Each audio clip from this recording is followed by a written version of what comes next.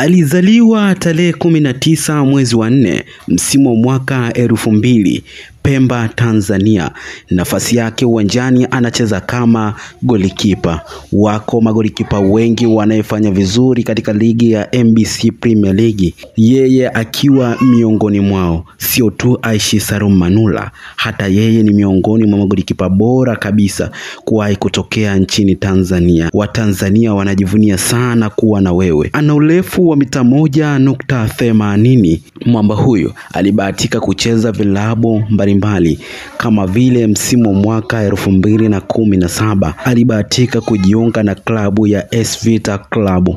Msimu mwaka 2018-2019 akajiunga na klabu ya wekundu wa Msimbazi Simba. 2020-2021, 2022-2023, 2023-2024, 2024-2025. Mwamba huyu bado anadakia katika klabu ya wekundu wa Msimbazi Simba yenye makazi yake huko jijini Dar es Salaam.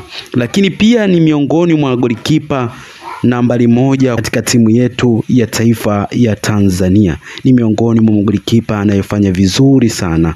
Je, unamjua ni nani?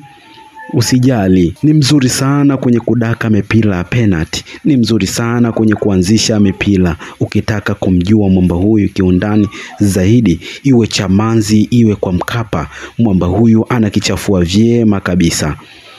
Na huyu si mwingine ni Ali Salim. Kila lenye mwanzo alikosi kuwa na mwisho. Langu jina ni Razak Mkuluma. Hii ni Simulizi Dhahiri TV. Usisahau kulike, kushare, kucomment na kusubscribe ili uwe wa kwanza kujipatia taarifa mbalimbali za wachezaji, lakini pia na vilabu mbalimbali.